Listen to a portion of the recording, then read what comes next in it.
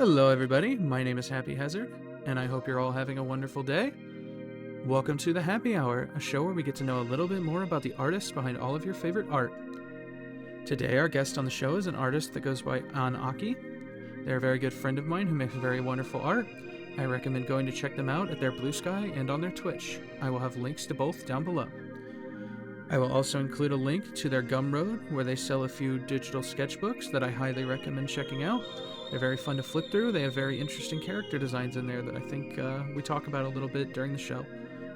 Just a disclaimer that while most of the content in these sketchbooks is suitable for all ages, there is a bit of 18 plus content in some of them, so just be aware. Before we begin, I'd like to ask that if you enjoyed the video, please leave a like, just so that I know that we're on the right track with these. I'd also really appreciate it if you want to see more like this video and you subscribe. I plan on uploading these at least once a month. If you'd like, you can also leave a comment down below letting me know how you think we can improve things, or recommending what kind of artists we like, or just giving feedback. I'd very much appreciate it either way, and I'll be reading all of the comments. I'd like to give a very special thank you to ProbeX, the artist behind all of the music you will be hearing during the video, including the song that's playing right now, which was made especially for the show. So thank you very much to him. I will leave a link to all of his socials down below. I'd also like to thank Kisa, the artist responsible for all of the banner art, as well as the logo, and my PNG tuber that you see on screen now. So thank you to her. I will also have links to her socials down below. I'd like to thank you all for clicking on the video, and I hope you enjoy. Okay, so go ahead and start by introducing yourself. Hello, I am Anaki. It's Anaki. I'm an artist on the internet. I have, if you want to see my stuff, it's on Blue Sky. Links in the description. I also do Twitch. I'm not like a super active streamer or anything, but I stream whenever I could, and I like showing off like things I create on there every now and then. And I think that's about covers it. Okay. Yeah, so I mean, let's just get right into it. Why don't you tell us about when and how you got into the furry community? I think it started. I guess if I could look back at my like old pieces of art and draw a timeline from then to now, I think it was between the times I started doing a Dungeons and Dragon campaign in where I wanted to play this blue bunny character, and a little bit before that I was somewhat not inspired, but I was encouraged by another friend I had that was also a player in that D&D game. She was mentioning things about like the furry community and stuff, and I guess at the time I had a genuine curiosity about it, because they're asking questions like, hey, like, are you a furry or not? And I thought about it. It's like, well, I liked Gadget and Chip and Dale, so probably. Then from there, playing the D&D character, drawing some more like character designs, I decided to go like full into it. So I started in the furry fandom when I was in my mid-20s, like around 26 or 27. Yeah, I mean, that's definitely a more fulfilling answer than I could give if someone were to ask me. So my answer would definitely be a lot more vague than that. So it's pretty cool that you can point to kind of an exact moment. Yeah, I wouldn't have been able to like point out an exact moment if I didn't like date the sketches that I made. And when I say that, I mean whenever I start a new like sketchbook project. When I say that, I mean like a bunch of drawings I'm gonna compile for a release. I haven't really done that in a long time.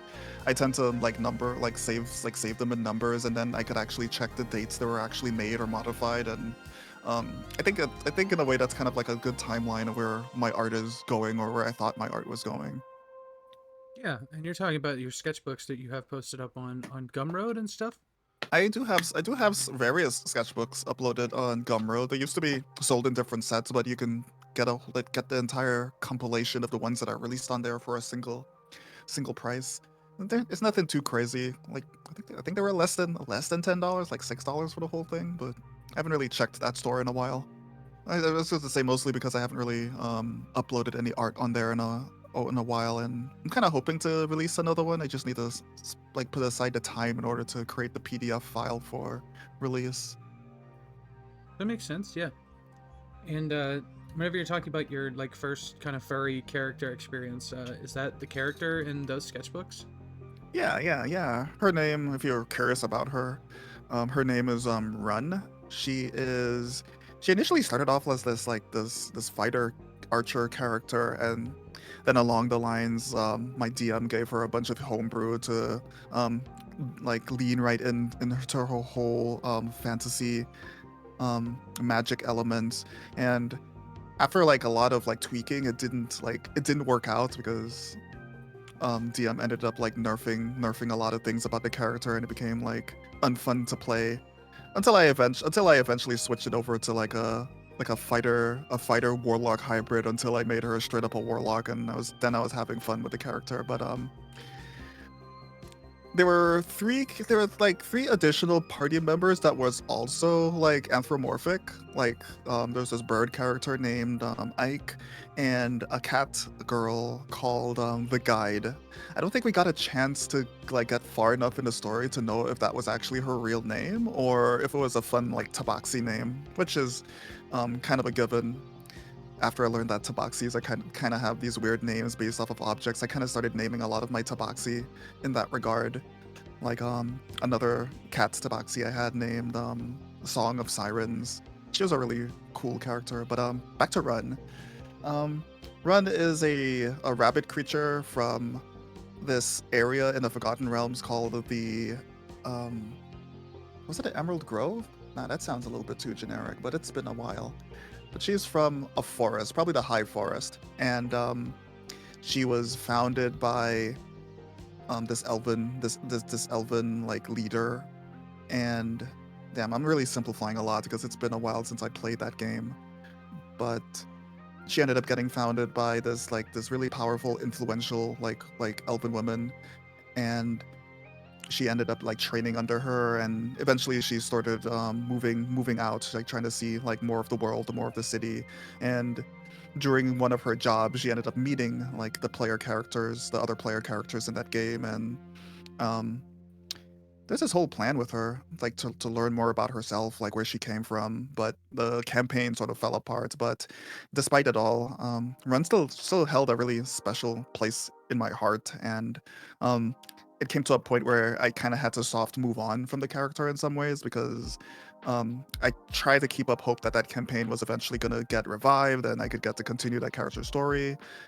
Um, so a way of moving on, I ended up like trying to create a Sona or something to personify myself, and the way that I ended up getting like more in tune with that was when I started streaming on Twitch. And when I started off, it was like I got into like the whole webcam thing, and then I saw other people doing this VTuber or like a PNG tube, and figuring that PNG tubes was kind of easy to do, I made this like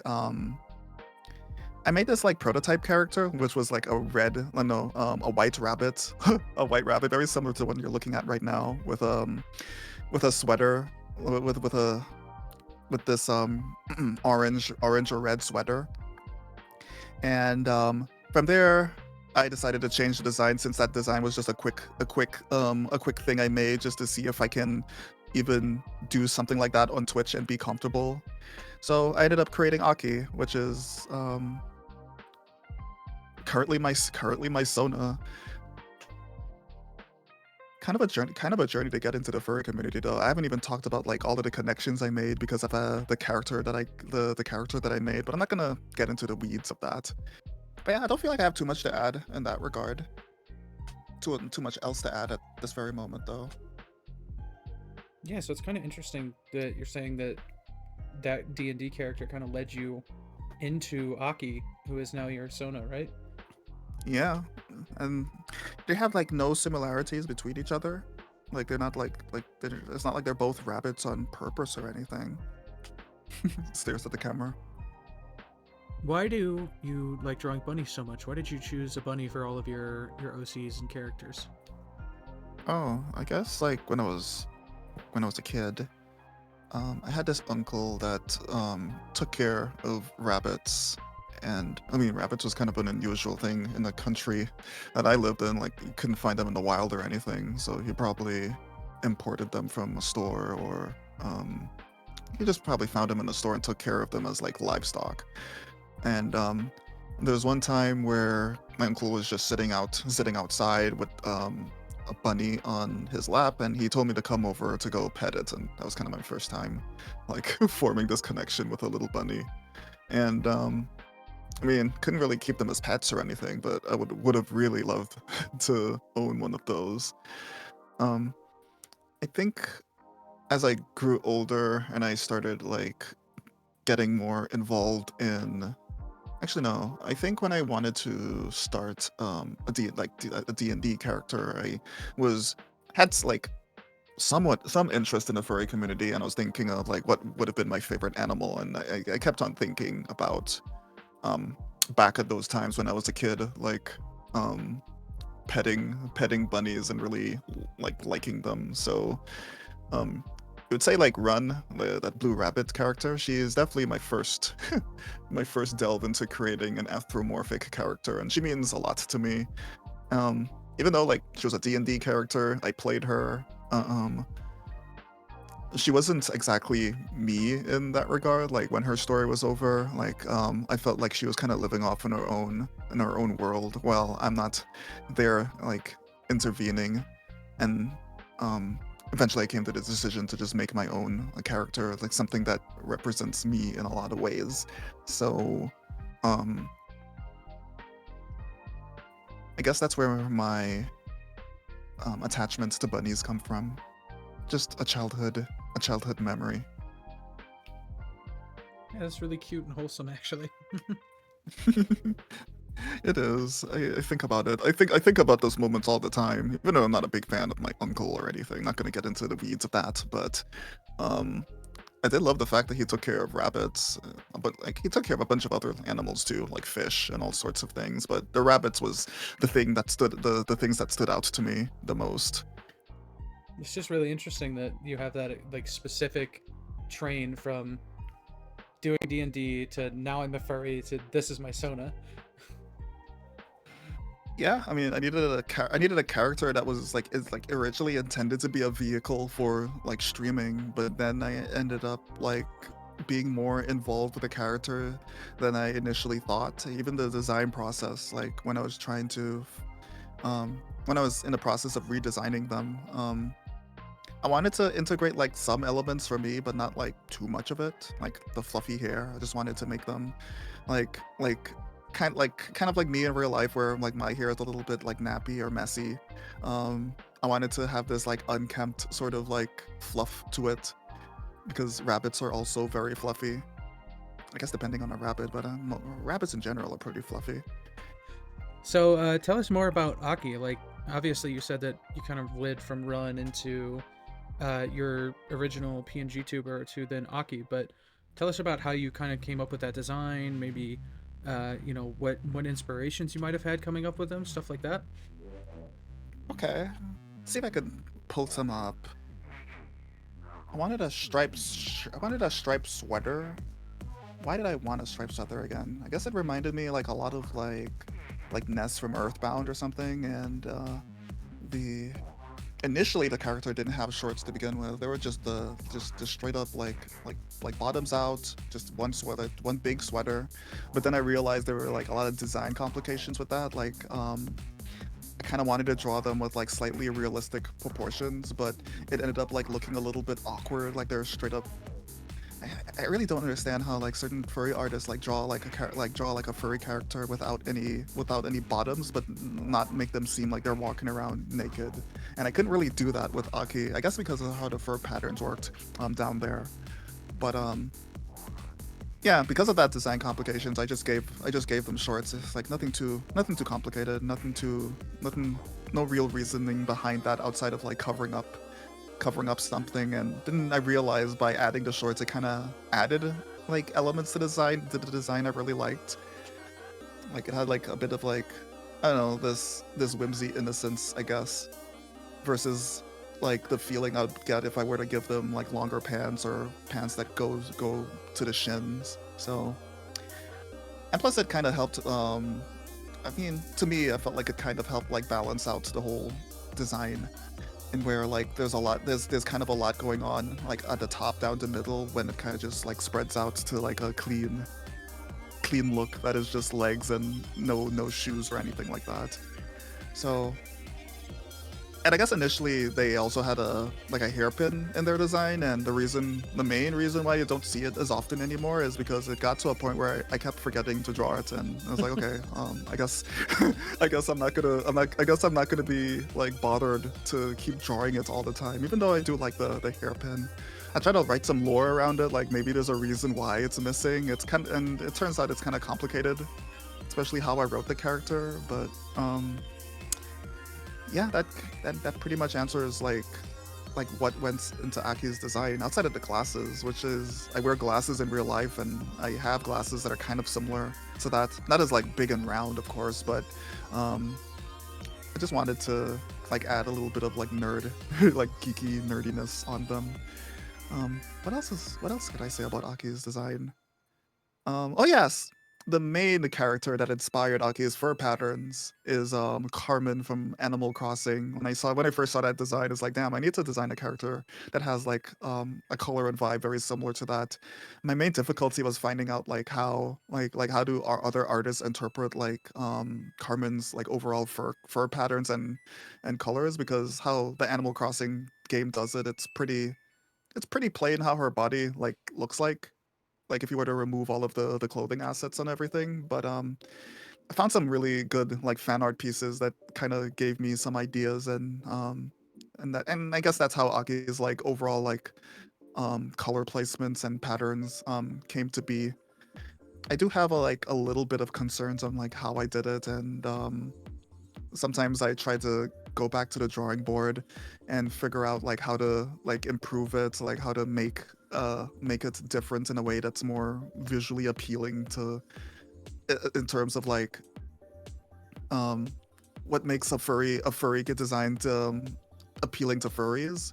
But it turns out like every time I go back to the drawing board I end up like going back to the original, and it also helps. I mean, I feel like I'm like rambling more at this point, but it also helped that after I did a lot of commissions, I mean several commissions with Aki, including some fan arts, it helped me appreciate the design overall a lot more versus like how I would typically draw it. And I guess like um seeing how other artists interpret aspects of the design also helped me improve Aki's design over time. So I guess art could be a conversation in that regard, or like a way of communicating. They are really dear character to me at this point. Yeah, their design is really nice. I mean, I love seeing art of them. Whenever you draw it, whenever you get art done, they always Oh, come out thank looking you. very cute. So Thank I you, know, thank you. speaking more on Aki, I know you have a lot of lore behind Aki, so why don't you tell us more about that? It's complicated. I wish I can get into the weeds on how Aki's design, I mean how Aki's like lore like goes, but it's so linked to like my personal mental state that it's really hard for me to articulate. Like whenever I'm feeling bad, Aki somehow feels bad, and I'm always trying to find ways to like motivate myself to draw despite how I'm feeling, which is like getting commissions done to motivate me, or using a completely different character that has somewhat of a relation to Aki, which is the character you're kind of looking at right now. They're not actually Aki. They go by the name Honey Bunny, or Honey Bun for short. Um, but yeah, like I guess if I could be like really like specific and short with like Aki's lore, or what their deal is um at some point the original version of the character, which is that like white rabbit that I used to use on Twitch, like their got their heart broken in some ways, and they wanted to find a way to continue existing without feeling any of that emotional pain or baggage. So they ended up like contacting um, a scientist, or some sort of mad researcher, ex-scientist, to um, split up their emotions 12 different parts and seal away their broken heart in a machine that feels no emotions. That way, Aki could continue living without feeling any emotions. I mean, not real. They can feel emotions, but they don't really feel the consequences of um, things going wrong. And I guess during that time of my life, I was I was going through a very unhealthy phase, and where like bad things were happening to me, and I was just kind of just like smiling, happy, like trying to be, trying to keep myself together, like completely ignoring the things that are gonna happen. It's like, okay, it's like if I'm gonna have a bad day, I'm just gonna try to pretend not to feel it because I have those emotions locked away in another in another character that I've left to um, carry all of that. And and I guess it really showed in some of the early like Aki drawings that I did, where like Aki was always very upbeat, very happy, very like um very social. But um I guess knowing that, I felt like that all kind of snowballed, which is kind of why like I don't really draw Aki too much these days, or I don't really feel encouraged, because it's Aki is kind of in a rough spot right now. But sorry if if I got a little personal there, but that's basically Aki's lore. Aki's lore is just very personal to me. Yeah, that makes a lot of sense. I mean, it's good that you have a nice emotional tie to the character that's kind of meant to be your personification as a furry. So I think it's good to have that sort of deep connection to their story and what they're about. Before we move on to the more technical stuff, why don't we talk more about some of the other characters you've made? Honey Bunny was that emotionalist, like apparently emotionalist, like robot of a character that I made to harbor Aki's negative emotions, until eventually um they came to Aki and said like the broken heart that you put inside of me has been healed. And Aki was like put in a decision on whether or not they wanted to take that positivity back, or let Honey Bun be its own individual character that can take ownership of those emotions. And as you can see, like they've taken ownership of it. They feel they're their own person. I mean their own like individual, even though they're still me in the end. So I guess that's kind of why I'm like using it for my like Twitch channel and stuff, because I feel like Honey Bun is more emotionally put together, or at least could carry Aki's like could carry Aki while they're still feeling a little bit bad. But anyways, that's Honey Bun. So let's move on to talking a little bit about your art history. So I'm curious, when did you first start making? When did you first start making art? Like art in general. Yeah, just when did you, start drawing? Oh, probably in first grade. Like I had a best friend. We I would always like doodle inside of my books. Got me into a lot of trouble as a kid. But I had this other best friend that would like look over my drawings, and we both discovered like these weird like drawing hacks, like in where like you can write the word boy and like curve the letters in a way to make a face. And we tried to find a bunch of other 3-letter words that we can do that with, and we ended up creating like a cast of characters, and then we ended up making comics with those characters. Even though the comics are really bad, they're just based off of like what do you call those kind of cartoons that are like particularly violent, slapstick, whatever. Yeah, I guess so. um yeah, like slapstick humor, very Tom and Jerry-esque, where it's like the joke is a character getting hurt. We made a lot of like comics like that. And I guess it eventually got to a point where I kind of wanted to like expand beyond the hacks, or just um trying to make more serious comics that were similar to newspapers, even though like my art was very like crude or bad back then. But then again, I was in the first to second grade, so I guess that kind of answers that question.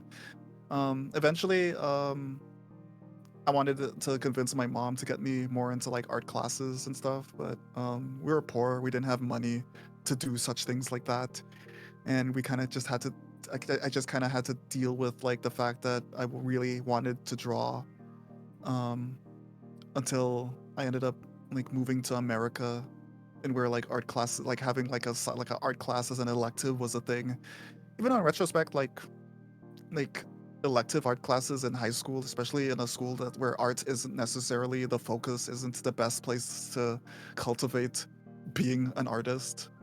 So I guess I'm following. I guess I'm like going beyond the timeline at this point. But yeah, I hope that answers that question in regards to like when did I start drawing? I was a first grader. I probably started drawing even before that, but I don't have a lot of memories like in kindergarten. I don't think I drew in kindergarten, but I definitely drew in first grade. So, you said you've been drawing since about first grade, but when did you first start becoming really interested in making art? When did it first like click with you that you wanted to like get more serious about it? Hmm, that's a weird one. The question that I feel like taking it seriously never became a thing, and I don't want to answer you and say like it is like nothing has ever changed, even though that is clearly not true. Um, all right, yes, it's coming back to me now. Um, it was around the time I joined the One Piece fandom, and the main reason I joined it was because there was this artist on there called E1N. They also go by the name like Ben Jawano, yeah, Jawano, and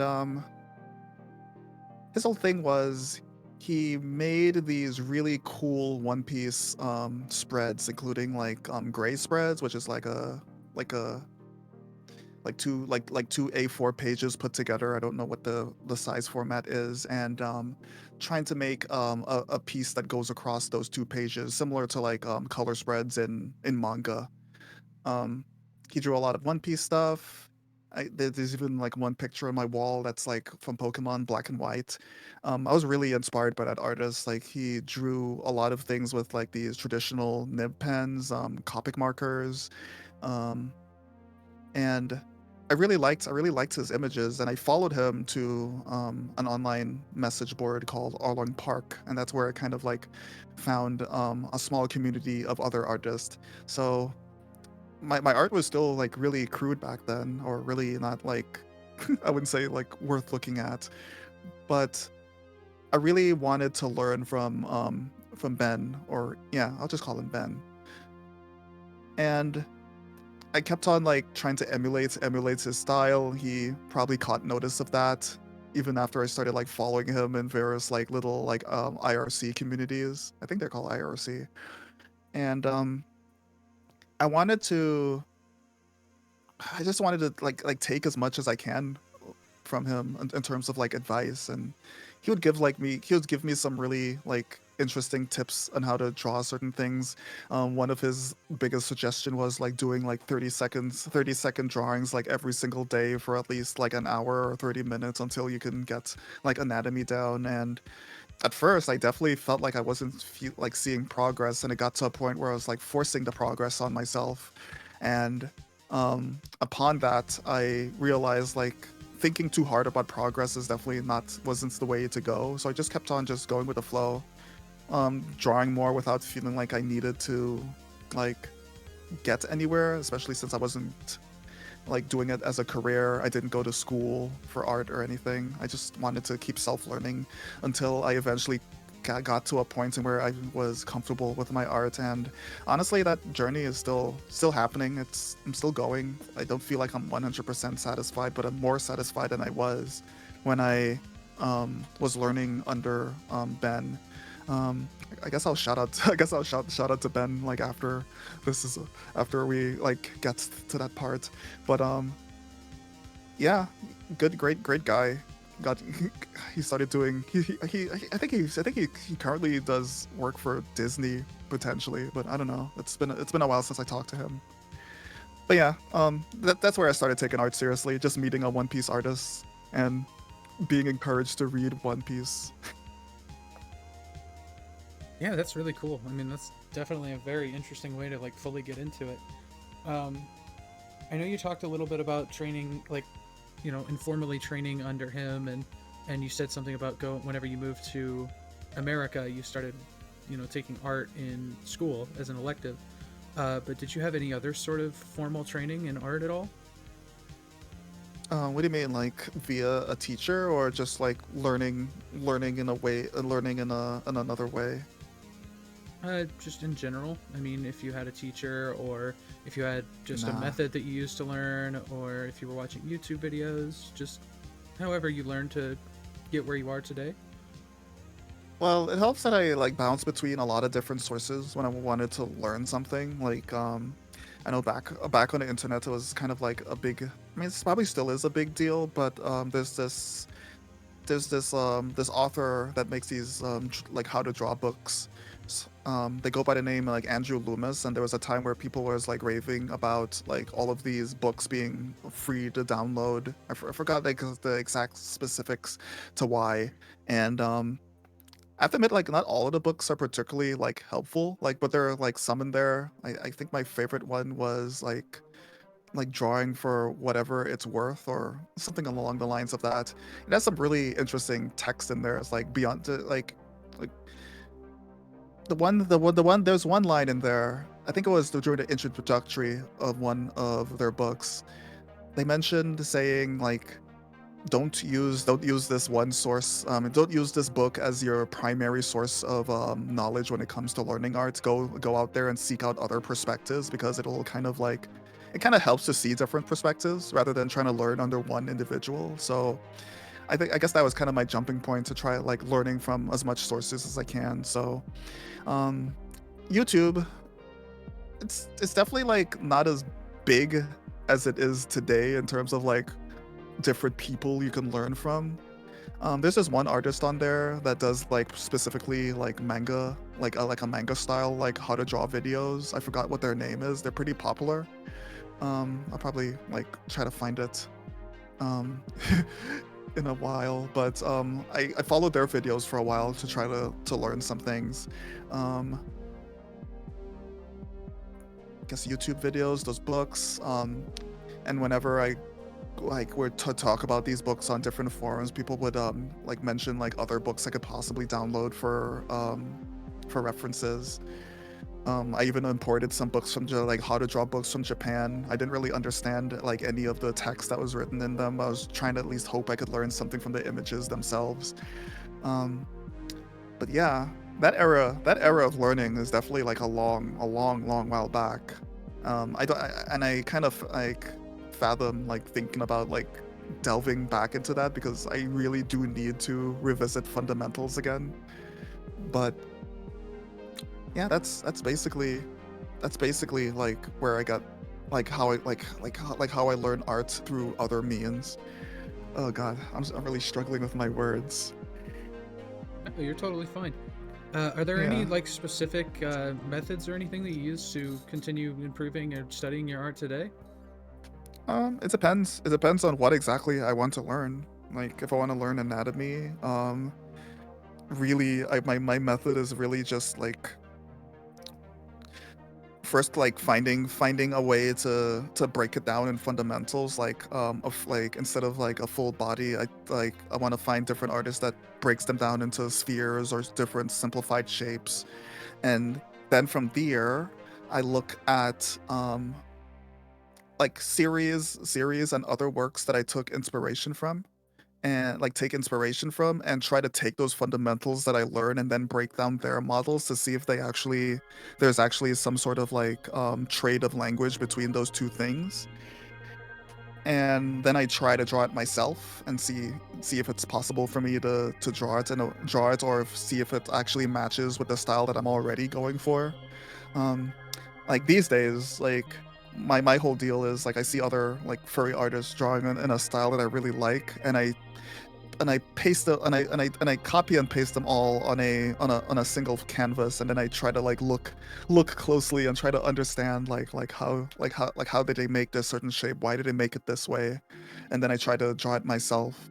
I feel like that's more like satisfying than directly asking an artist like hey, how did you draw this head? Like I like how you draw eyes. Like can you show me how? Like I feel like going in there yourself and like kind of labbing it out for yourself, even if you are wrong, if you're wrong or off the mark in terms of like how you interpreted that, like how you draw it, it would be like your own way of doing it. it's interesting, but yeah, that's basically how I learn. I really do want to revisit fundamentals again at some point, though. I feel like I really need to revisit some of this older stuff because I feel like if I go back, I'll definitely understand them better compared to how I did back then. But yeah, that's basically it. In short, the short answer is like just fundamentals and references. Yeah, that makes a lot of sense. I mean, that's very insightful. I feel like Mhm. that could be very useful, like advice for somebody. I'm giving you this advice, Happy. Artist, you're an artist yourself. I'm not an artist. You'll see about that. So, when did you get to the point where you were making art confidently enough to start posting it publicly? And where Hmm. did you start posting it, I should ask as well?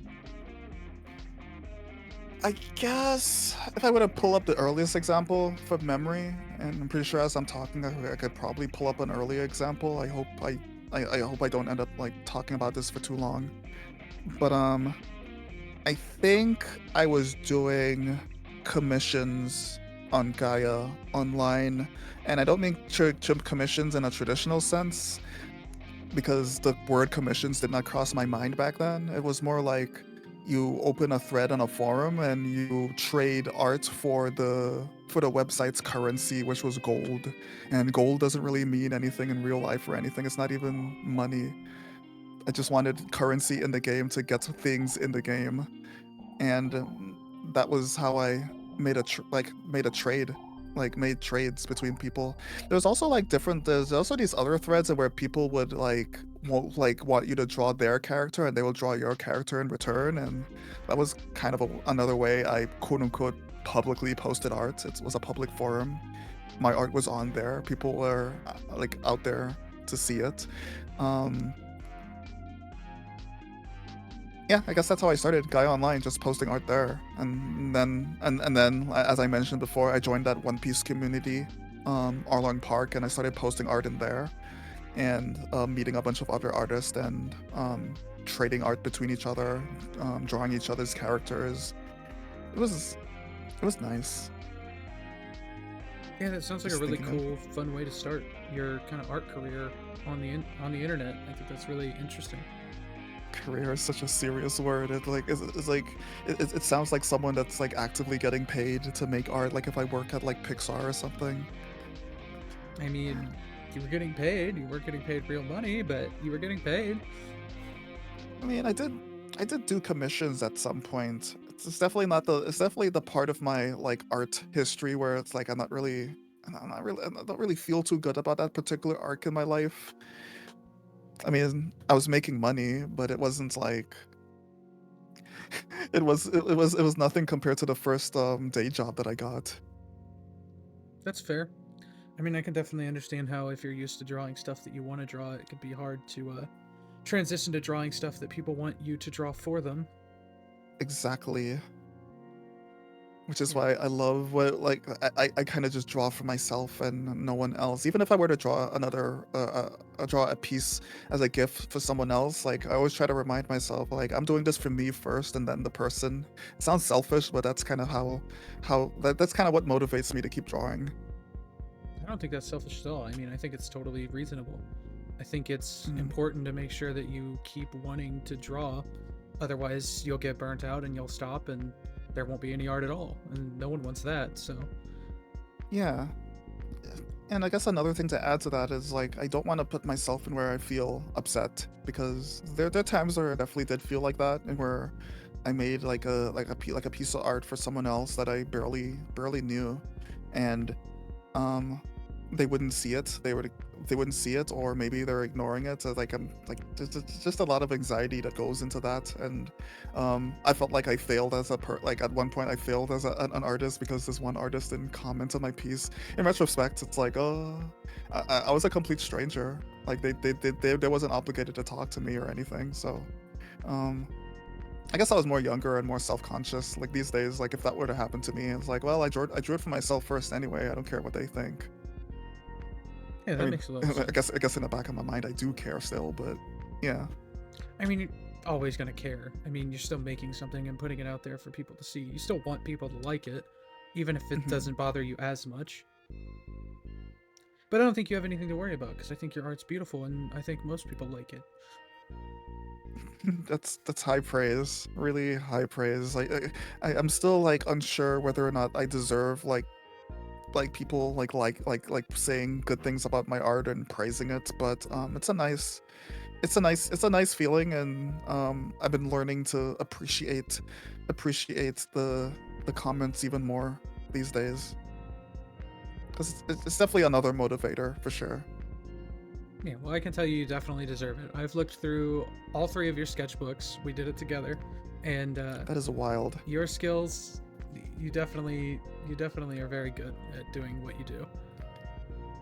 And I definitely think more people should follow you and look at your art because it's beautiful. Aw. Is there anything that you specifically like making when it comes to your art? I like bunnies. I meant a little bit more broad than that, but sure. I mean, yeah, you do draw a lot of rabbits, yeah. um Wait, what was the question again? I got lost in the sauce when I said bunnies.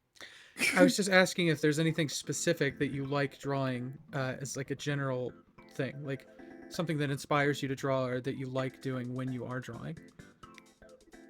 I do like cosmetology. I like space. I like the unknown.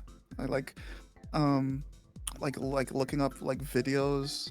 I like looking up videos about the universe and then feeling like an existential dread because of how large the universe is, how so many different things is, and I like drawing things around like the mystery and whimsy of space, despite how absolutely terrifying it is. I think that's kind of like why when I made like Aki as a character, I wanted to integrate a lot of the aspects in a way that is more like a whimsy sci-fi where it's in a space that is particularly like empty but somehow populated. Um, but yeah, I like stars. I like them. I like celestial bodies or moons. I like like barren. The idea of like exploring a barren and desolate planet and um, feeling like there's like a spiritual connection. I don't know. I don't know. I just like the ideas of space, spirituality, um, looking deeper inside of yourself and trying to find just like me personally struggling to find a way to interpret that in a piece of art that isn't um gruesome or violent or edgy. I like cute stuff a lot.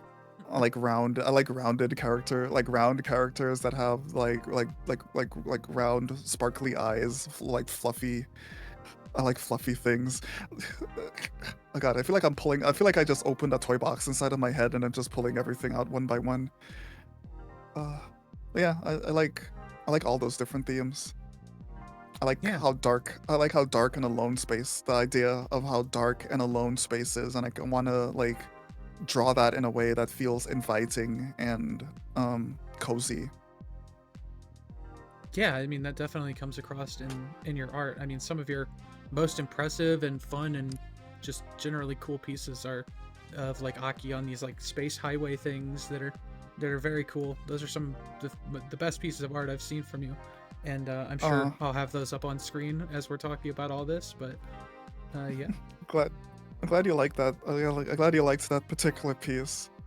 Even though like it doesn't like it didn't do I forget, I don't care about performance, but I also care about performance. It's like I sometimes wonder, it's like, okay, this kind of art connects with people more compared to others, and I noticed that my more emotional pieces definitely do connects more with people, and I kind of want to delve a little bit more into that. But oh, I didn't mean to sound like if I was like ignoring the compliment of that piece you just like described, but oh no, yeah, I really like mixing up the dark elements of my work with the fun stuff, and I really enjoyed working on that particular drawing. It took at least like 3 months to conceive, and I guess muster up the bravery to actually continue and finish it, because it was way like the concept was like way beyond my own technical skills, and it was, I guess, interesting finishing that. And even then, after finishing it, I'm always thinking of ways I could actually um, do the same thing but better. I mean, I'm sure I could, but I don't know if I have the brain capacity to. But yeah, I really like those pieces. I want to make more like cosmic space drawings, maybe with like different themes and emotions. That one was definitely more in the lines of like how One Piece does like color spreads and stuff, where the characters are all just hanging out, having a good time, and there's these ridiculous like things that don't happen in the series happening in the background. I guess that's like why like Oda or One Piece is like one of my inspirations, even though I'm not really into the series much these days. Yeah, no, I definitely think they're very cool and fun. I think the energy in them is great. And like I said, I don't know how else to compliment them. They're just fantastic pieces. And I think they deserve Thank you, thank more you. love than they got. Uh, so what stands out to me, and I'm surprised that you didn't mention this at all, just from scrolling through like your sketchbook and stuff, you make a lot of very interesting and like detailed character designs that I think are very interesting. I'm curious, is that something that you like really like doing, or is that something that just when you're in the mood, or I guess there's a point in my life, maybe I'm still I am now. Like I really liked series that had this huge cast of characters, and they all kind of like exist in a world that felt living and breathing, and I wanted to see if I could create something like that, like different worlds where it feels like it's lived in a lot of ways. And I guess I could bring up like some examples, like earliest being The Simpsons. I liked how they kind of created this cast of characters living in a world called this pocket dimension called Springfield, and um, South Park. Even though like I kind of really grown out of South Park, I liked the setting. I like the setting. I like the setting and the amount of characters that they had. Um, Oh god, I'm gonna bring up some like really cringe examples. I liked Homestuck because of how huge the cast of characters was. I was actually introduced to this series by seeing like these big pieces that like fan artists drew with all the characters on it. I was like, damn, this looks like a good series for me, and I checked it out and I loved it. Adventure Time, tons of characters living in Ooh. Um, what are some more recent examples I can bring up? I don't have anything too recent. Disgaea from Nippon Ichi's, those video games. I saw these pieces with a bunch of characters on them, and I got into the series because of that. Pokemon, less so about the human characters, but I like that their world is populated by a bunch of these like cute creatures. I really want to I really want to get more into creature design at some point now that I'm thinking about it. But yeah, like short version of that like question is like I liked seeing these worlds filled with like like a different variety of like characters that feel like they all have individual personalities and worlds that felt really lived in. And whenever I were to design a set of characters, I wanted to make sure like they all kind of felt like they were living in the same world. And even if I were to draw like a bunch of them in a sketch page, or a couple of characters in a particular illustration, I want people to kind of just look at them and feel like these characters in the background are living a life that you're not really seeing. So um, having varied character designs, I feel like, was really like an important aspect to me. Although I'm currently worried like maybe my designs are a little bit samey now. I'm not so sure how I could quantify or judge that, but um, yeah, that's kind of it. yeah, like I said, I just while we were scrolling through your sketchbooks, your sketch pages, I just remember looking at them and think like the thing that stood out to me the most by far was how like varied and unique all of the character designs throughout the book were. I thought that was really cool. Thank you, thank you. I am very curious to see like how the next, like if I were to make another release another sketchbook on Gumroad, I'm kind of curious how the current trajectory of my art has gone, especially since it's delving more into like my personal like psyche versus like trying to make characters that is intended to be made for a comic or a game idea or a series in some ways. Um, because like I said, like I mentioned before, I'm a little bit worried that my like approach is a little bit samey at this point, but maybe if I were to compile all of the sketches that I haven't released in a sketchbook yet, I'll feel a little bit different. But yeah, that's where I'm currently at there. Yeah, I'd definitely love to see another sketchbook, especially now that you're a bit more fully immersed in the furry community than it seemed like you were in those. Oh yes, that's for sure. Um I feel like I still feel like my furry designs or like kimono designs, or whatever you want to call them, like aren't up to snuff when it comes to like what people truly want in a furry. But I'm happy where I am, I think. I personally think there's something to be said for simplistic designs. I mean, like I said, I'm on record as saying that my original idea for Happy was just to be a plain white rabbit with blue eyes, because I really liked the idea of having a very plain character that the color and the detail came from the sort of clothes they would wear. I thought that would be more interesting than having a character that's just a million different colors like you'll see in some art communities. No disrespect for the people who have characters like that. I'm just saying that that's Hmm. not my personal preference. So I think like characters like Aki, for instance, stand out a lot to me as someone who's not too complicated. They're very simple and that they still are very cute. Yeah, I guess it also, in that regards, it also helps that like in terms of simplicity with character designs, like I grew up with a bunch of like older like video games, and what a lot of those like older games would do, especially when they're in the illustration or concept like arts process, they make designs that are simple because they want to make it easier for the artists, for the pixel artists or 3D rendering artists to interpret those characters in a smaller, more constrained format.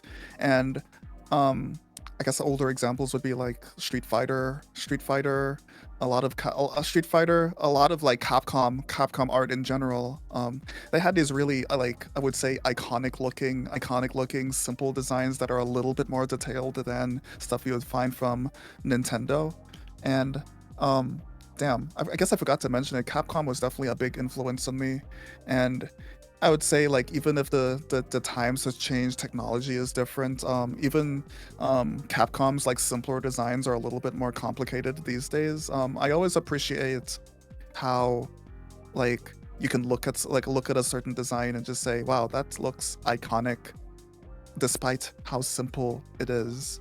And I'm always trying to find ways to design something that wouldn't require me to draw for a long period of time, but um, I want someone to like look at the art and says, "Oh, I haven't seen anything like that before."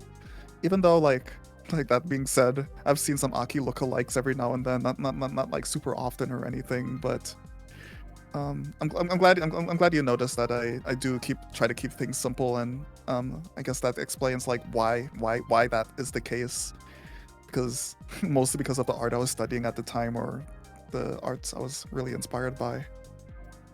Yeah, like I said, I very much appreciate a very simple, iconic, and cute design. I don't think that you need to be very complicated in order to be something that's eye-catching and pleasant to look at. Yeah, that's why Happy's design is so cute, so simple, so purple. Thank you. It's so cute. So I'm curious, what is your favorite piece of art that you've ever made?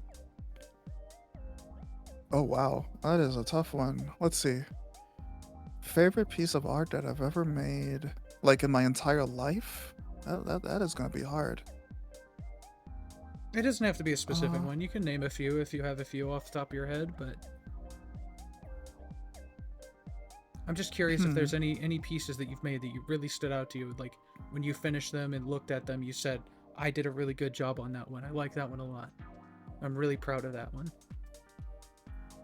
Honestly, it's the most simple. It's the most simple one I've ever made, and I wouldn't say it's like the best piece of art I've ever made in my life, because I feel like it's kind of hard for me to like mentally like go back and like pull up like one out of like hundreds of pieces, hundreds of sketches. But I would say the most recent one that's my favorite one um is that one drawing of a version of Aki that wears this short cropped sweater and these boy shorts. or yoga shorts. What do you call those shorts?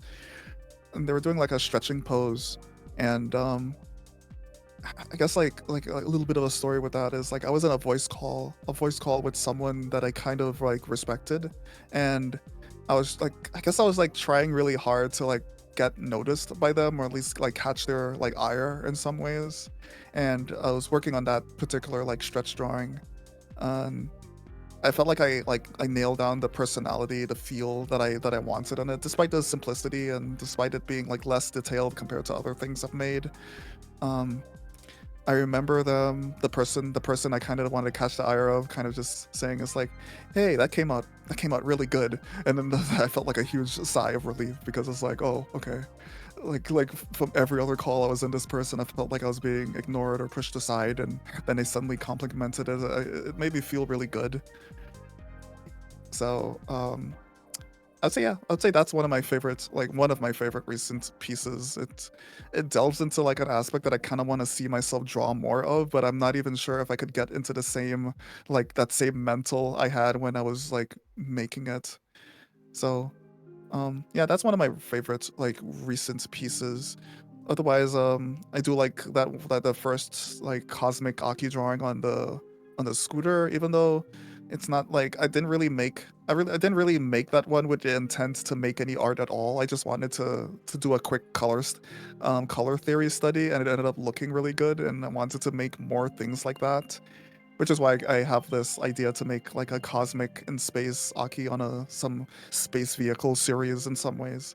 I want to create some more, maybe like 12, maybe 12 of them. That way it could look like art that could go inside of a calendar, even though the ideas of calendars are very outdated to me. But um, yeah, that's one of my favorite pieces, the stretching Aki, and that's one drawing with the scooter. Um, I can't immediately think of anything else. But if you're gonna say like art in general, I do like the third. Was it the third or the second? I think probably the third. I do like the third sketchbook that I released. Like I do like that body of work. I like flipping through it and kind of seeing like where my art was during that time. But yeah, sorry for making that like answer a little bit long-winded. You asked me like if this was a specific piece, and I gave you just a bunch of things. Yeah, no, that's totally fine. Like I said, talk as much as you want. Yeah, I mean, those are all perfectly fantastic answers. I mean, like I already said that the like space highway scooter Aki picture is fantastic. I think that one's very underrated. Uh, the third sketchbook, yeah, there's a lot of fantastic sketches and drawings in there that you should be very proud of. And the Aki stretch drawing, yeah, is absolutely fantastic. I mean, I even went so far as to make a sketch of my own based off of that one. So I remember that one. That one was one of my favorite drawings from you. So let's get into some more like technical stuff. What equipment and programs do you use to make your art? I'm solely a digital artist now, so I have a 21 inch Cintiq tablet. It's one of those screen tablets from Wacom. It does the job. That's the second one that I had. The first one broke, and if this one breaks, I'm definitely going to be looking at competitors for a replacement. Thankfully, because Wacom did not have much competition back then. Um, and my main drawing program is Clip Paint Studio because I like what they're doing more than Adobe, and they have a really good product that is made for drawing. I mean, there's things in Photoshop that Clip Paint can't do, and maybe there's a reason to not use Clip Paint at all if you're already trained in Photoshop. But yeah, I like Clip Paint Studio. It's one of I feel like it's one of the best drawing programs out there. I mean, there's Krita, but I don't have like much to say about it. But yeah, and traditional wise, I don't really do traditional art much these days, but I used to do comics using like cold pressed paper, and Japanese nib pens like the G pen, Maru for using like hatching. I played with screen tones for a while for like those gray tone areas. I didn't really delve into that much because it's really tedious and hard to use. Um, I guess the reason why I got into nib pens was like during the whole like era where I was like learning under Ben Juano. Um because that was his tool of trade too, and I was asking him like, "Hey, what tools do you use?" And then he gave me a list, and I just bought everything, imported everything on this website. I can't remember what the name was. What other tools of trade do I use besides those? Um, I think that's about it. Like nib pens, and digital art using a drawing tablet using Clip Paint Studio. There might be some other like drawing programs that I'm like overlooking and missing, but those are my prime ones. Okay. I'm curious. Do you have any of those old comics and stuff that you were talking about making? Uh, which will I might. I would definitely be interested to see those if you have them. Yeah, I'll definitely show them to you at some point. I wish I had them prepared today if I was expecting to pull those up, but I don't. That's Um, fine. I mean, they're yeah, they're basically comics that were like using a bunch of like a cast of like younger like kid characters. I kind of wanted to make something similar in vibe to like Earthbound or Mother 3 because it like that story, that game, those games like had a huge impact on me in terms of like being a creative. And I wanted to like I don't know, just make it a dark story with children. But um it turns out like making a comic, like starting like making a bunch of thumbnails, drawing with pencil, drawing with those over the nibs, doing all the cleanup work, going and scanning all of those pages, putting them on a computer, getting them ready for colors, then coloring was a single page would take me like an entire like 1.5 weeks, and it just maybe even longer depending on how complicated the coloring was. And I figured that my method of making comics was just too hard, and I guess that's why I got into digital art. That was my main motivator. I wanted to learn how to draw on a computer so I could make comics on a computer, and that whole idea, I completely forgot about it and it fell through. So it's funny. It's funny how I became a digital artist. I had a goal and I forgot what the goal even was, and I got too immersed. I think we ended up somewhere uh, good, so I think it was worth it.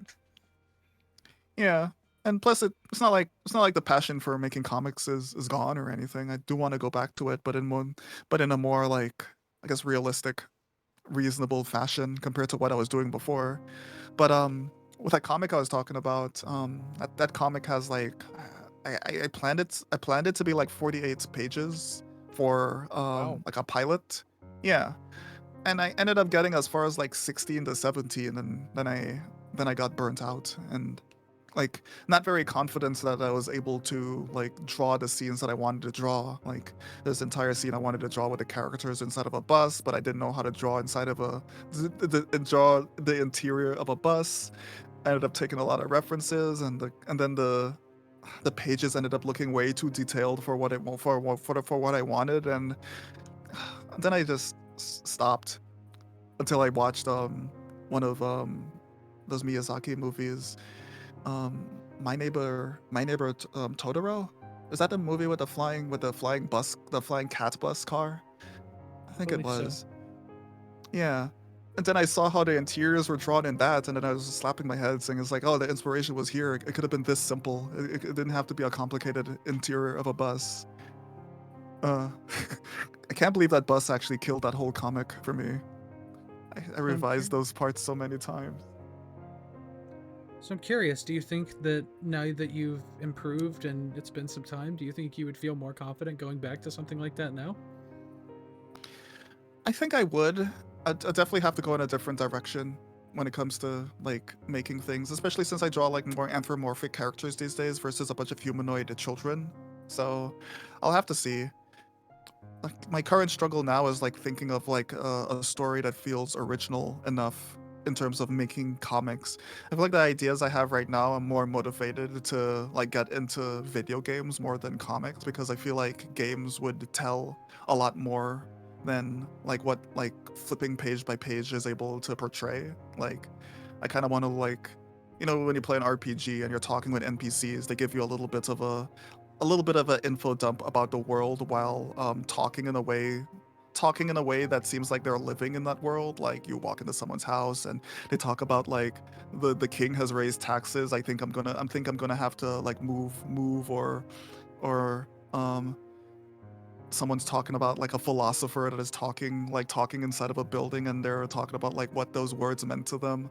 I feel like that's like really hard to do in a comic because comics are very like main character centric, and the whole goal is you kind of want to keep that story moving. So if I were to get into video games, especially like RPGs or games where you're talking with multiple characters in a setting, I feel like you're kind of free to have a main story going, but also have all these other like things scattered about for players that are interested in learning to find out more about that world. So, um, I think video games are definitely a way for me to go. I just need to learn how to make video games. That's not to say I'm not interested in comics anymore. There's definitely stories that are fit for that sort of thing, but my interest is definitely more into video games these days. Yeah, that makes a lot of sense. I'm curious, what sort of stories are you interested in telling? Like, do you have any specifics in mind? Is there any inspirations you've had, or just what sort of stories would you want to tell? I do want to tell stories around a theme of memories and how I could use like subject matter to um create a world. Like there's this one series or this is one like anime series that I really love. It's called Kaiba, not Seto Kaiba, just Kaiba by this by a director called Masaki Yuasa. He's currently like one of the founders and owners of the studio called oh god. Oh yes, Science Sasaru, like responsible for a series like Ping Pong, um, Devilman Crybaby, a bunch of really good movies. And it's funny, when I bought one of his art books, or like two of his art books, the characters that he would show in the front cover is characters from Kaiba, despite it being one of his one of his least successful series. You could tell it kind of meant something to him, and as I was watching that, it held a huge impact to me, because the whole idea of that series was like how memories was used, like memories was kind of like an economy thing. I wouldn't say economy, but people had to find, like, people could like suck their memories out of their minds, would put them into different bodies, and bodies became like a thing that was like seen as in high regard in this weird, desolate, messed up world. um I'm not gonna make a story as like as dire and as like grim as his, but I do want to go and like delve into the ideas of like memories and what it means, and I guess main inspirations. I kind of want to have a setting that's kind of serious, kind of serious and involved. I'm just struggling to figure out like like how to make that setting, because I don't want to I want to like I don't want to make it like Europe inspired, even though a lot of RPGs that I grew up with is very much like that, and it's kind of hard to like mentally pull myself away from it. So it's still a work in progress, I'll have to say. But memories is definitely the main theme, in where like in where to like to call upon magic in the world, you have to delve into like the memories of people that like invented such things, and find a way to write that in rune script or text. It's still a work in progress, but I kind of want to make it seem deeper than it is, if that makes sense. But yeah.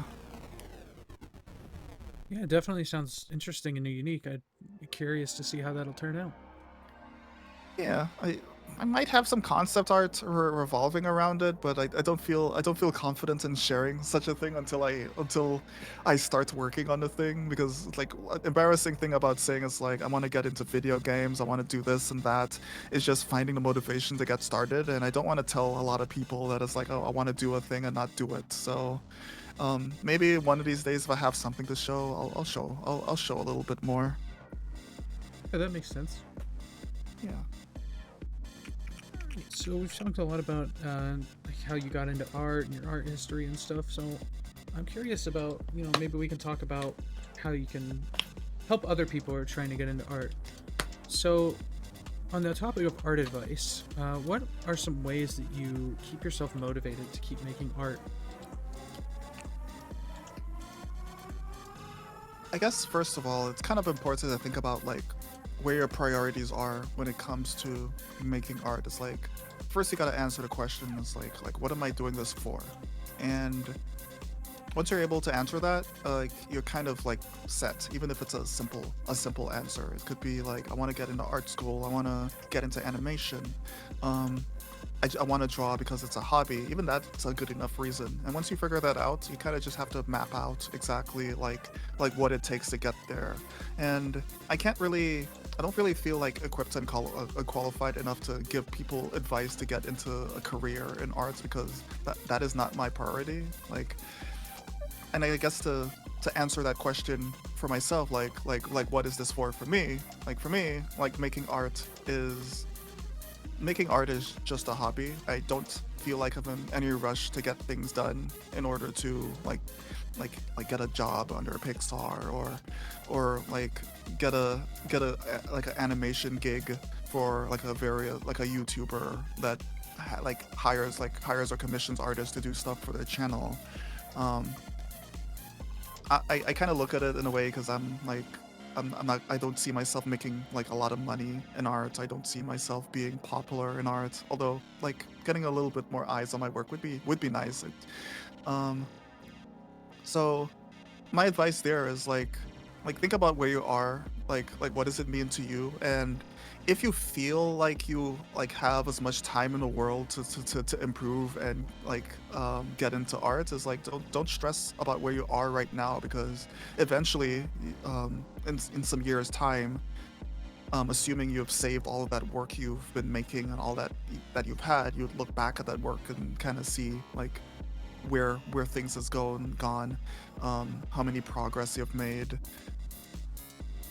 It's yeah, that would be my advice. Is just think about your priorities, and if you're not really pressured into making something happen in a timely manner or within a deadline, then I'd tell those artists out there to not stress themselves where they currently are, and just keep drawing, keep trying, keep learning, look for different sources in order to gain information. And I don't mean through like books or anything. Like go on streams, like listen to those like those artists that are drawing on Twitch. Some of them are more than happy to answer your questions. Join a community of other people that are like you in terms of like where they are in art, and share between each other. um, Use art as a way of communicating. It's that if I were to answer that question, that's how I would answer it. I'm pretty sure like if you're going into like a career in art, you'd have a completely different answer, or it's a completely different way to answer that. And in that regards, like do like look for other artists that do have goals that are very similar to yours, and like like don't try not to use them as like possible connections or anything like that. It's like try to seem like you're interested. um keep your projects like, I wouldn't say like to yourself or on the good down low or anything like that. Do work on your own thing until you feel like you're qualified enough to show that work to other people that are in a similar trajectory as you. That way they can give you advice. um Damn, I feel like my main sort of advice is to like learn through other people. Like we're social creatures after all, and art and doing that through art is no different than just talking. So yeah. Anyways, I feel like I made my answer extremely like vague. I hope the general understanding of it is there. Else it probably just sounds like just just rambling. Yeah, I think I get what you meant. Hmm. So I think pretty much anyone that's tried to sit down and draw can agree that one of the biggest problems people run into is definitely art block. So do you have any particular methods that you use to come up with ideas before you sit down to draw, or when you're sitting down to try and draw? Oh, art block. Dealing with art block is least something even I have like a lot of struggle with. Like there's moments in where I just don't draw. But like I said from before, I'm in no rush. I'm in no rush to get things done. I am like I am out there like learning from other people. Like even if I were to spend a lot of time in a particular video game, for example, I'm not just playing that video game. I'm using that I'm using that to fuel my own inspiration in a lot of ways. But I also have to remember to at least like even if I were to draw at least 2 times a month or like once every week, I try to at least get some drawing done or at least get some project done and not like procrastinate on them or push it aside because I feel like I'm mentally like held back. um I guess in that regard you could just like force yourself to do it, but that's not, I wouldn't say that's good advice. But um yeah, I don't know. I don't know if I feel like I'm confident in that particular like answer though, especially since I do struggle a lot with art block myself.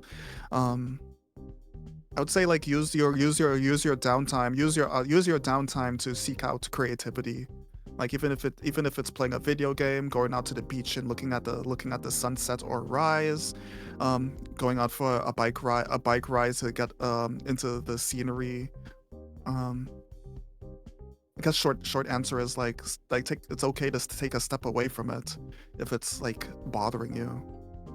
Just don't just don't like sit in front of an empty canvas and like angrily stare at the screen and feel frustrated. Like I mean, feeling frustrated is like natural, but like don't let it like get to you.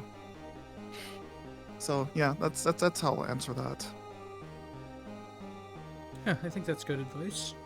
Go outside, look for inspirations, whether it be in, well, not necessarily outside, but go out and look for inspirations, whether it be in video games, in nature, in TV shows, just wherever you might find it. Even through other artists, for sure. Other artists could definitely motivate you, like especially if you go in with the mentality of like, damn, don't all of these artists out there are way better than me. I should be better. Like, if you hear that thought, just put it to the back of your mind. It's like it's not real. I mean, it could be real in a technical sense, but try not to let try not to let where you are put you down, because eventually you'll find your niche, you'll find your way of doing things. Just I guess get in like try to get more interactive and involved with other artists. Try to learn from them, even like indirectly. But yeah, that's another way. Yeah, Sorry for speaking of other interrupting you artists. if I was. No problem. Speaking of other artists, do you have any other artists that you look up to for inspiration, whether it be on how to improve or whether you're just looking for inspiration on what to draw? Do you have any artists that stand out to you as like people you go to for inspiration? I would say like it's definitely not to the same extent I was with that One Piece artist back then. These days I tend to see a lot of people like normal people, even if they happen to be like really technically good at something, or if they have a lot of like if they have a huge audience of people that are really fans of their work. Um, I would say the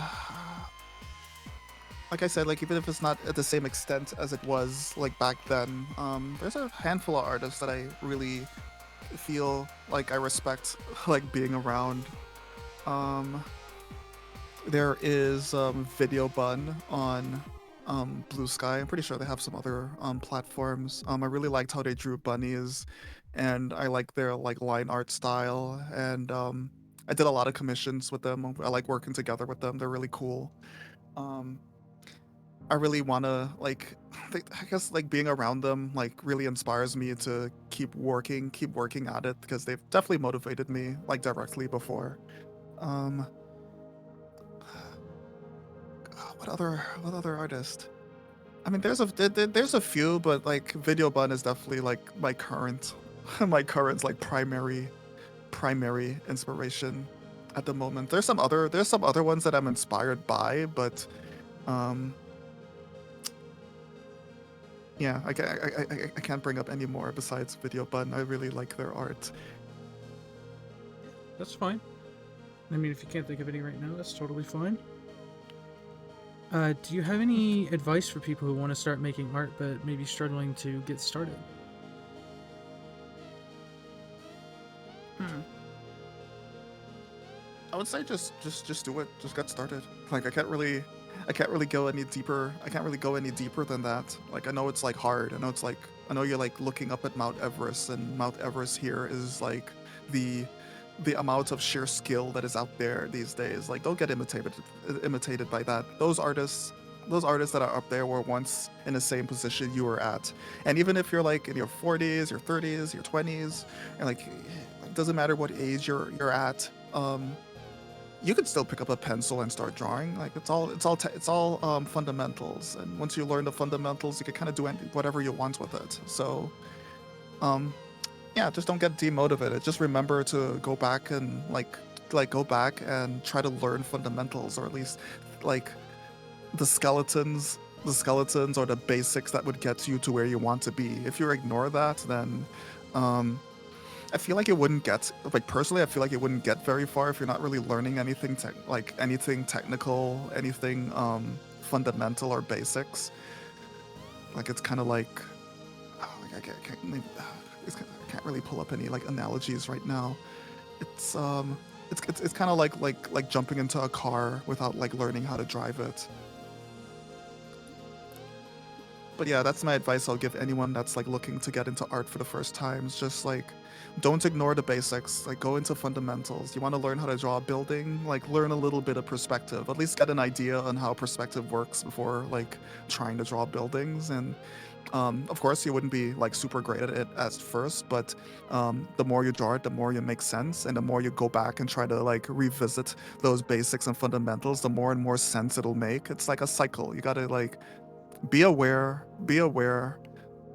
practice, and then revisit, and then like the cycle goes back again. Be aware, um, practice, and revisit. So yeah, that's how I word it. I just came up with that on the spot. Yeah, I think that's good advice. Yeah, definitely. So, how about outside of art? Do you have any particular hobbies or interests you like to do when you're not sitting at home drawing? Sometimes I think like I don't have a lot of hobbies outside of drawing until I like sit down and think about it. So, I guess recently, probably like a couple years back or a year and a half ago, I started collecting. I started getting inspired to collect like stickers, and put them in a sticker book, just to um, like place nodes in particular times in my life in some ways. Like it first started when I went to a trip to Wisconsin, and it was I guess like a farmer's market that was selling like a lot of like cheeses and stuff, and I saw this really cool sticker that represented Wisconsin, and then I told myself, and I guess told my partner at the time, that I wanted to start a sticker collection. So yeah, as soon as I got home, I ordered a book, and I'm still filling out the first book to this day. So a bunch of really cool stickers in that book. So that's one hobby. Um, as for other things, I like streaming video games or art. Um, Streaming is something that's a little bit intimidating for me, but I do like it a lot. I do like the social aspects of it. In fact, I kind of feel like streaming on Twitch is probably more social media than actual social media platforms, but that's just me. So that's kind of why I like streaming, just talking with people every now and then. And other hobbies include like tabletop games like D&D, um, systems that was made with I think it's called the System of the Apocalypse. Correct me if I'm wrong, but I also under that system there was this tabletop game called Blades in the Dark. I really love that game. I played it for like 3 years with a really nice group, and I think that game really inspired me to at least look into other tabletop games and even try to design my own. Not that not that I have anything worth showing, but yeah, I do like tabletop games. And I guess the last like hobby that I would want to mention, I do like, even though I only did it like once, the experience is still like stuck in my mind, and I kind of want to do it more if I was a little bit more braver. Um, I do like going out for on night rides on my electric scooter because I feel like I usually like ride it to work, and I don't really like have time to do it for myself, and I'm pretty shy about driving something that not a lot of other people are riding in public, unless I'm like in that mindset that I need to get from point A to point B. One night I decided to go out and just ride the scooter at top speed in the middle of the road where there's no cars around. Um, Careful not to like do anything too crazy in an event like a police car starts chasing me, but I felt like I was so free. I kind of want to experience like more things like that. But yeah, those are kind of my pillars as far as hobbies are concerned.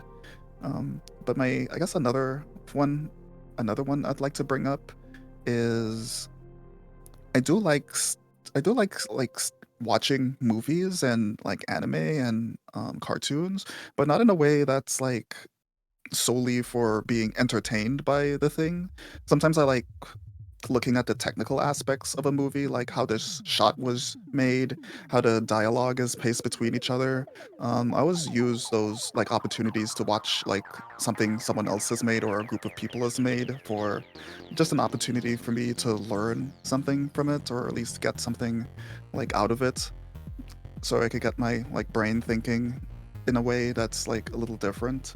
But yeah, that's kind of why that's another interest I have, just studying movies, film, animation, timing, all sorts of like aspects. The even those aspects are kind of like always discovering new aspects and such. But anyways, that's kind of like a I don't know if that's a short list, but that's my short list of hobbies and interest. Yeah, it's kind of amusing that you started this off by saying you don't really feel like you have that many hobbies, and then you talked for like 3 minutes about all the wonderful hobbies that you have. I definitely felt like I didn't have enough hobbies until I thought about it. And I was like, hey, I have a good like arsenal of things I could actually pull from. I just don't think about them as often, or like think of them as hobbies, especially since art is my primary thing. And whenever people would ask me, it's like that's the first thing that comes to mind, and everything else just kind of just sits at the side. Yeah, that makes sense. You said you like watching movies and anime and stuff. I'm curious, what sort of media and things are you into right now? Do you have like any specific shows that you're watching, or YouTube channels, movies that you're interested in, Hmm. etc.? Hmm. Well, my interests tend to like bounce around from time to time. So currently, I'm not really following any particular anime series. I'm still waiting for Delicious in Dungeon season 2 to come out. I haven't caught up with Arcane. I really enjoyed season 1. Um, but I guess right now I'm just like looking at you mentioned like YouTube content. It's like the thing that's currently really intriguing for me is just watching vloggers that are going traveling in places that I'll probably never visit, and just getting immersed in the scenery of such places, especially since I felt like that was a break after trying to like catch my brain up on what happened during certain eras in history, including like World War One, World War One, World War Two, and then sort of using those videos to see like how the world is currently in this kind of moment of peace. And that's not to say like the entire world is peaceful or anything, but I find it interesting just looking at videos of like these places that was once like ravaged with war, but now like in this moments where people could just live their lives, and just seeing the architecture and how much it has either changed, or like how much is like still there despite them living through these like periods in time.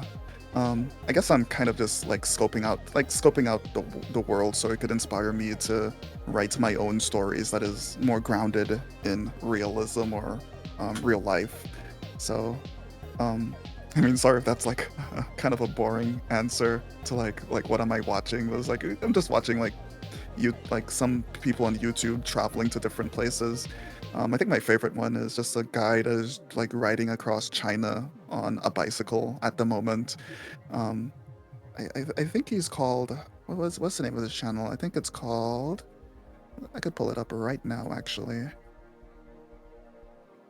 Yeah, Max Roving. Very kind of a I don't say he's a smaller channel. He's definitely growing, but I like his content. He just rides. He's a guy from Germany, going to like places like China. He went to Iraq. He went to all sorts of places. I really enjoy just seeing the scenery and um, seeing him attempting really badly to interact with people despite language barriers. So um, yeah, that answers that. Yeah, I could see how it could be nice to sort of live vicariously through watching videos of people traveling to places that you may not have the opportunity to go very often, if ever.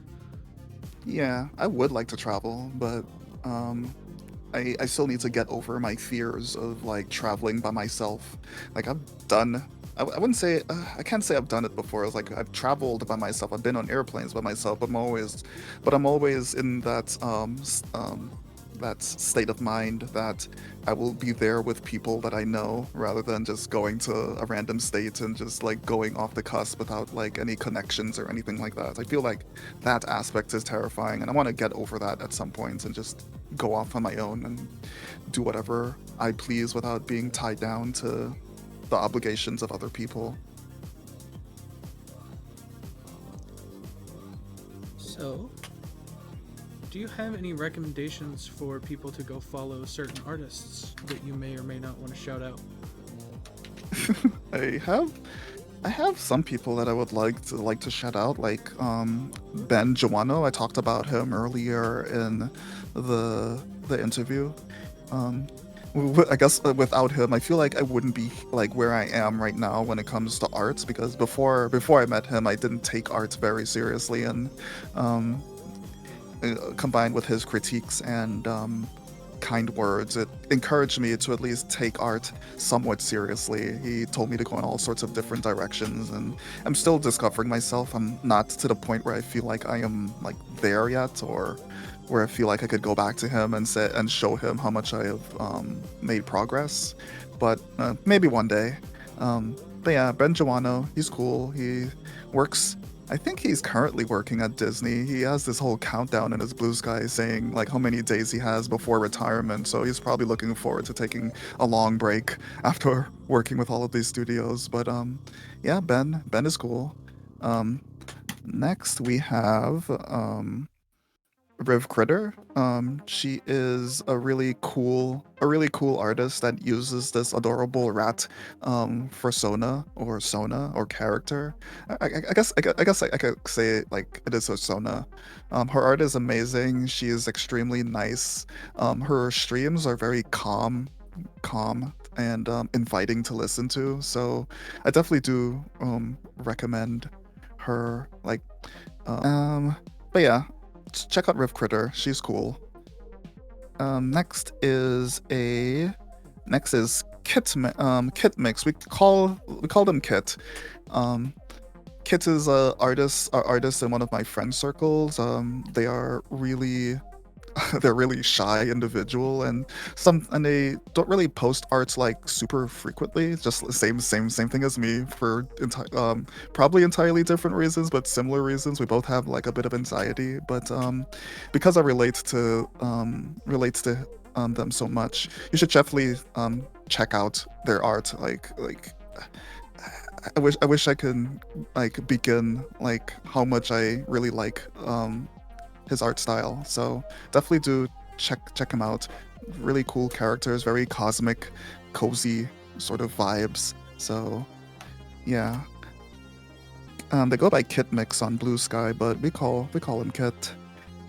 So and then next, there's this band on YouTube that I follow that I feel like is very underappreciated. He goes by the name Justin Thornburgh. I hope I'm pronouncing that correctly. Their focus is specifically like progressive rock and rock like synthesizer keyboards, a variety of instruments, and they do a lot of these amazing compositions and what's the word I'm looking for? When you're remixing, not remixing, yeah, they rearrange a lot of music from like specifically Moitoi Sakuraba and a bunch of other various Japanese artists, and I really like their vibe. I like their instrument use in music. They're very underrated, which is why I'm shouting them out. Their music has helped me throughout like really harsh times. So that's my shout out for like a really small band. I don't know I don't know what is a good descriptor for small, but they definitely don't have millions of reviews. I wish they got more. And next is Ibrosgi. He is a independent game developer that created like two amazing games, Void Stranger and Zero Ranger. Two games that do a lot with genres of games that are particularly like niche or maybe I wouldn't say inaccessible, but they're definitely not accessible as like other genres like space shooter games or shmups or sakabans or those games where you like push blocks to do puzzles. What I really like about how he does games is like he takes a genre that is incredibly niche and people would look at on the outside and says, wow, that looks impossible for me to get into, and adds like this really deep flair to it that has like really interesting stories, interesting characters.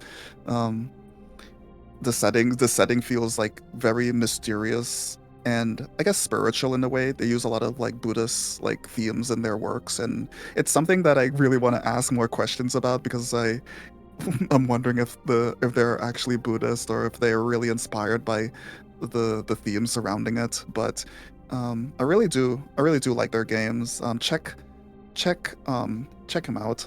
I'll probably mention their actual website to you.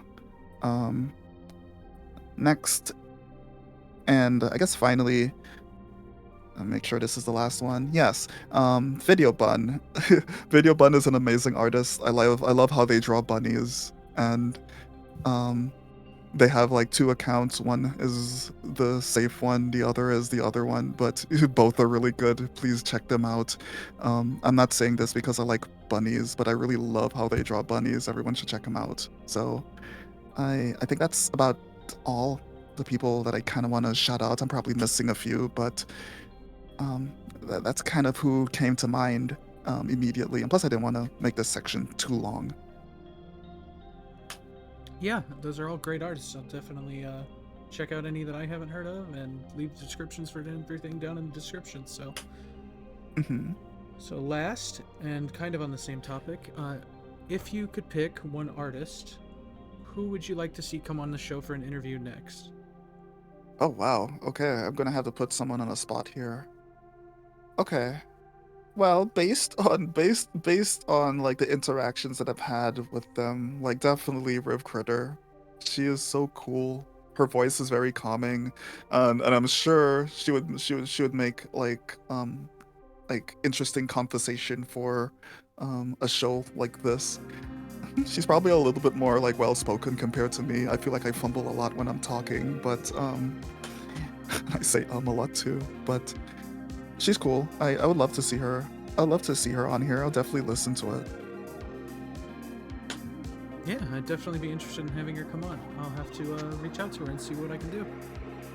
I will reach out to her for you, actually. Well, I think that's all I've got. So thank you so much for coming on to the show. I really appreciate you taking the time to come on here and talk to everybody about you and your art history and stuff like that. Thank you very much for having me. It's kind of a bit overwhelming, but also very nice that I'm here. So thanks for having me. Thanks for listening. Of course, you absolutely deserve so much more attention than you already get. So hopefully you can get some more eyes on all your beautiful art over there on Blue Sky. Thank you. All right. That's all I've got. Thank you all so much for watching. I greatly appreciate it if you made it this far. I just want to ask once again that if you enjoyed the video, please leave a like, maybe leave a comment if you want to give some feedback or recommend an artist that you'd like to see come on the show. Please go check out Aki, as well as Probex, Kisa, as well as all of the other artists we mentioned on the show. This show wouldn't be possible without them, so please go give them all of the love and support you can. I hope you all have a wonderful day, and I hope to see you here next month.